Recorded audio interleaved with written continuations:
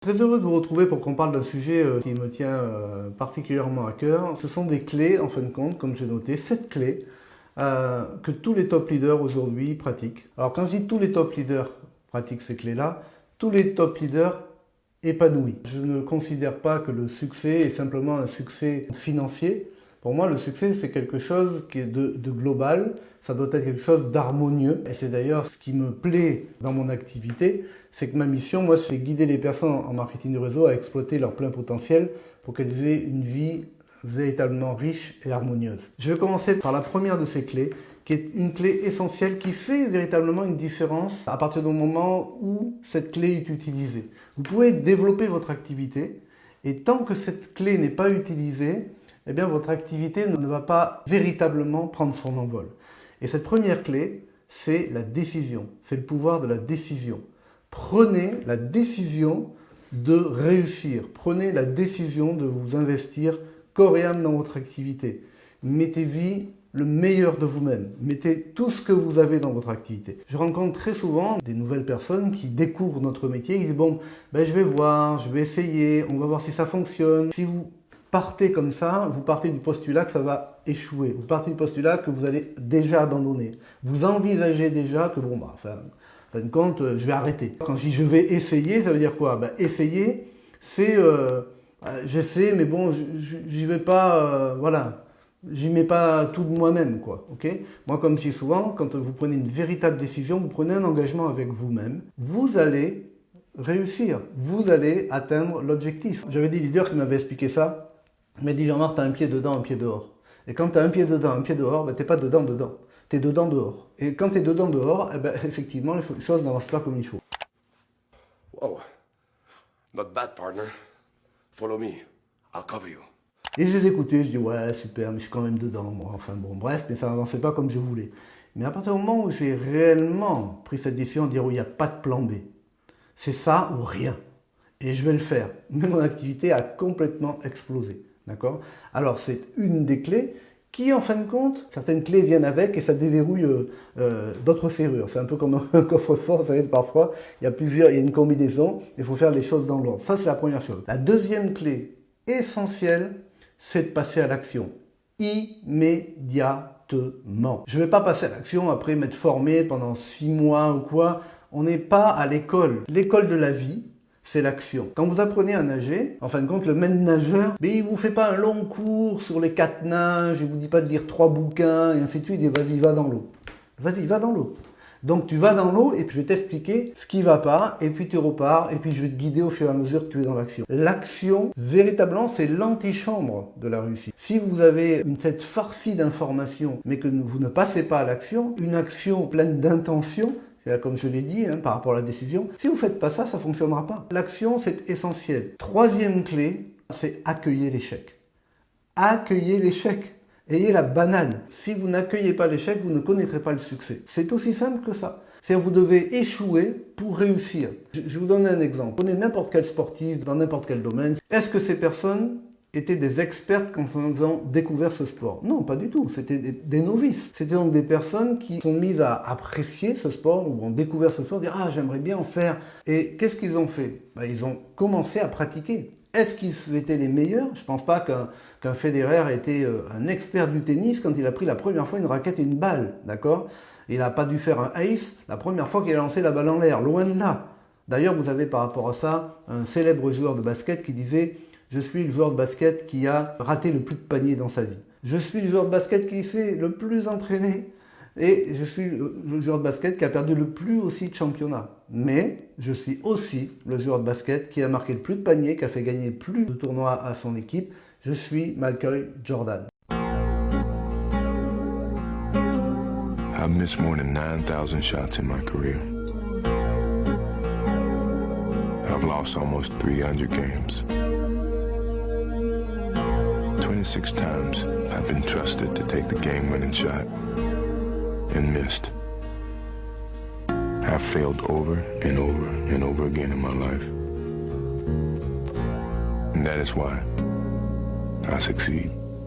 Ne pensez pas que vous allez connaître le succès sans parcourir la route, le chemin et connaître véritablement l'apprentissage. Si vous voulez connaître le succès, vous devez passer par l'échec. Le terme apprentissage est lié à l'action, est lié à l'échec. D'ailleurs, le mot apprentissage, c'est un apprenti sage. Donc nous sommes tous des apprentis sages, ou des apprentis experts. Mais pour ça, il faut pratiquer encore, encore et encore. Ça, c'est vraiment quelque chose d'essentiel. La quatrième clé, qui est liée, vous verrez qu'elles sont toutes liées les unes aux autres, c'est d'être ce que j'appelle moi PCP. Alors c'est quoi être PCP? Alors c'est pas une drogue hallucinogène, d'accord? Pas du tout. C'est la patience, la constance et la persévérance. Soyez patient.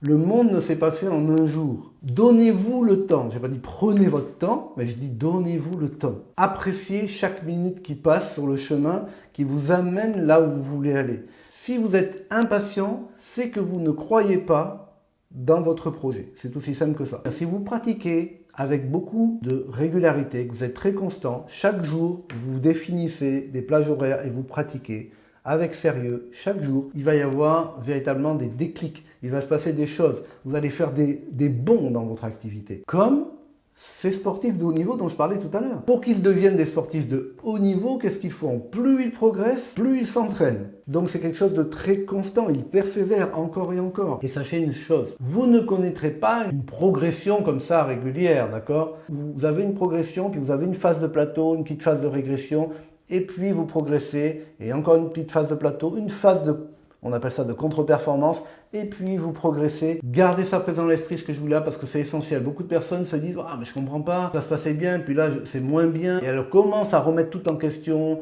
ou à se demander « Bon, je vais peut-être abandonner, aller voir autre chose. » Pas du tout. C'est là qu'il faut continuer. Je me rappelle avoir discuté un jour avec un athlète de haut niveau qui s'appelle Emmanuel Biron. C'était génial de pouvoir un mec comme ça qui fait les championnats du monde, les Jeux Olympiques et tout. Je voulais savoir. Je lui dis « Mais est-ce que c'est difficile parfois le rendement ?» Il me dit oui, il y a des fois, je ressors de là, je suis perclus de douleur, je suis courbaturé, le lendemain, je me réveille, je mets un temps à me déverrouiller, et je dis, qu'est-ce que tu fais dans ce cas-là? Ben, je vais m'entraîner. Bien entendu, je vais m'entraîner. Pourquoi? Parce que c'est cette régularité qui fait la différence. C'est le fait d'être patient, constant et persévérant. Rien ne résiste aux personnes qui sont patientes, constantes et persévérantes. Vous êtes absolument certain de réussir si vous êtes patient, constant et persévérant et que vous savez analyser les choses. On ne commence pas à baisser les bras quand il y a une difficulté. On peut la surmonter. Okay? Et on la surmonte grâce à ces qualités qu'on va développer, la patience, la constance et la persévérance. Le cinquième point, une clé importante, au fur et à mesure que vous allez développer votre activité, vous allez commencer à connaître des succès, devenez humble. Devenez humble. Plus vous connaissez le succès, plus vous devez être humble. Je peux vous assurer une chose, c'est que si vous manquez d'humilité, la vie va se charger de vite vous remettre à votre place. Vous êtes parfois en train de réaliser quelque chose d'extraordinaire, ok, mais ça ne fait pas de vous quelqu'un d'extraordinaire. Vous êtes quelqu'un d'ordinaire, gardez ça en tête, qui est simplement en train d'utiliser son plein potentiel et que tout le monde peut faire ça. Les gens qui sont humbles sont des gens qui ont conscience que ce qu'ils sont en train de mettre en œuvre, tout le monde peut le mettre en œuvre. Souvent, il y en a, la tête enfle au fur et à mesure que le revenu enfle. Okay, la vie va se charger de rééquilibrer les choses, de vous donner une bonne leçon. Tu te croyais plus fort que tout le monde, tu te croyais y arriver. Ben écoute, tu as besoin d'apprendre que ton ego, ben, faut le mettre un petit peu dans ta poche. Si c'est votre ego qui décide et qui guide, il va vous jouer de sales tours. Donc apprenez véritablement, il est là, il existe, et on doit faire avec, d'accord? Mais apprenez à calmer les choses et dire, ok, j'ai fait ça, c'est super, mais si vous avez du succès, c'est parce que vous avez inspiré du monde, c'est parce que vous avez accompagné du monde, mais tous ces gens-là vous font aussi confiance. Et c'est pareil à tous les niveaux. J'adore la Formule 1, et je me rappelle une réflexion de Sébastien Vettel qui disait l'année dernière, sans l'équipe, vous n'êtes rien. Vous êtes un pilote de Formule 1 de haut niveau, et si vous oubliez que vous l'êtes parce qu'il y a une équipe derrière, c'est fini. Il est seul dedans à piloter. Mais c'est l'ensemble. Vous ne développez jamais un succès seul. Effectivement, vous êtes seul avec vous-même quand il s'agit de vous mettre en action, de faire les choses avec régularité, mais restez humble. N'ayez pas la tête qui enfle, c'est vraiment quelque chose d'important. Autre chose d'important également, une autre clé, quoi qu'il arrive, il va vous arriver des choses, et vous allez vivre des choses nouvelles, ok, et des choses exceptionnelles. Quoi qu'il arrive, restez fidèle à vos valeurs. Restez fidèle toujours à vos valeurs. Quoi que ça vous demande comme sacrifice, restez fidèle à vos valeurs. C'est vraiment une chose essentielle. Si vous vous perdez à un moment pour une raison ou pour une autre et que vous reniez certaines valeurs qui sont pour vous essentielles dans votre vie, eh bien, vous allez le payer cash également. C'est une certitude. Quoi qu'il se passe autour de vous, quoi que vous remarquiez, quoi que vous constatiez, les autres font ce qu'ils veulent. Mais vous, restez en phase avec vos valeurs, d'accord? Si vous êtes une personne qu'on n'achète pas, si vous êtes une personne avec qui on ne négocie pas, si vous êtes une personne qui considère que des choses sont justes et d'autres ne le sont pas, restez avec ça. Ne vous dites pas, ah ouais, mais eux, ils le font, donc puisque eux le font, ben moi, je vais faire pareil, après tout, hein, tout le monde le fait. Hein, ça, c'est un truc très fréquent qu'on entend. Ouais, mais pourquoi tu me dis de pas faire ça? Tout le monde le fait. Ben oui, mais comment tu le ressens? Est-ce que tu sens que c'est en phase avec tes valeurs ou pas? Non, mais tout le monde le fait. Ok, d'accord, mais c'est pas parce que tout le monde le fait qu'il faut le faire. C'est pas parce que tout le monde prend ce chemin et que tout le monde est en train de se planter qu'il faut prendre le même chemin. Parce que là, on n'en sort plus sinon. Et on se perd. Donc, restez fidèle à vous-même. Ça, c'est une chose véritablement essentielle. Et la dernière clé, qui est une clé qui va énormément vous aider dans la progression de votre activité, c'est de continuer à être un éternel apprenant. Continuez à être un éternel apprenant. Quand vous avez cette humilité de reconnaître que, ok, d'accord, vous savez des choses, mais vous ne savez pas tout, bah vous continuez à apprendre. Vous continuez à prendre du temps pour effectivement étudier chaque jour un petit peu plus. Moi, je vais vous dire une chose, ce que j'utilise depuis des années et qui m'a toujours énormément servi et qui me sert encore, c'est de m'endormir le soir et je me pose 2 questions. 2 simples questions. Et j'ai la capacité d'y apporter des réponses qui sont honnêtes, justes et qui m'amènent toujours dans une direction qui me permet de m'élever. D'accord? La première, c'est est-ce que j'ai donné le meilleur de moi-même aujourd'hui? Est-ce que j'ai tout donné aujourd'hui? Est-ce que j'ai donné le meilleur de moi-même? Là, je dois avoir une réponse qui doit être oui. Ça peut parfois être non, mais si c'est non, il ne faut pas se trouver des excuses. N'oubliez jamais, dès que vous pointez votre doigt vers quelqu'un, une circonstance, vous avez un doigt pointé vers la personne ou la circonstance et 3 doigts vers vous. La nature est très bien faite. Vous pointez du doigt quelqu'un, il y a 3 doigts vers vous. Donc ça veut dire, remettez-vous d'abord en question. Donc demandez-vous, ok, est-ce que j'ai donné le meilleur de moi-même? Deuxième question, qu'est-ce que je peux améliorer? Qu'est-ce que je peux améliorer? Même si c'est qu'une petite chose, je vais travailler là-dessus, ok? Mais qu'est-ce que je peux améliorer? Alors, ce qui ne veut pas dire que vous n'allez pas être satisfait de vous, que vous n'allez pas vous récompenser, que vous n'allez pas vous féliciter. Bien au contraire, récompensez-vous, félicitez-vous toujours. Mais posez-vous cette question. L'objectif, ce n'est pas de générer de la culpabilité. L'objectif, c'est de se dire, ok, est-ce qu'on peut aller plus loin? Est-ce qu'on peut continuer à avancer?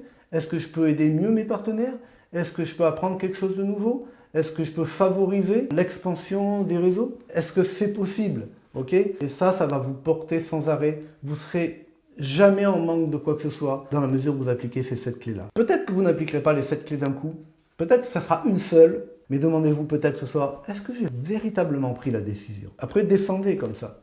Et regardez sur quel point vous pouvez vraiment améliorer quelque chose. Ok? Voilà, j'en ai terminé. Si c'est quelque chose qui vous a été utile, je serai heureux de vous voir dans les commentaires. Je suis toujours heureux de vous lire et de voir que je vous ai été vraiment utile. N'hésitez pas à mettre un petit pouce. Je vous souhaite à tous le meilleur, une très bonne soirée et à très bientôt. Bye bye.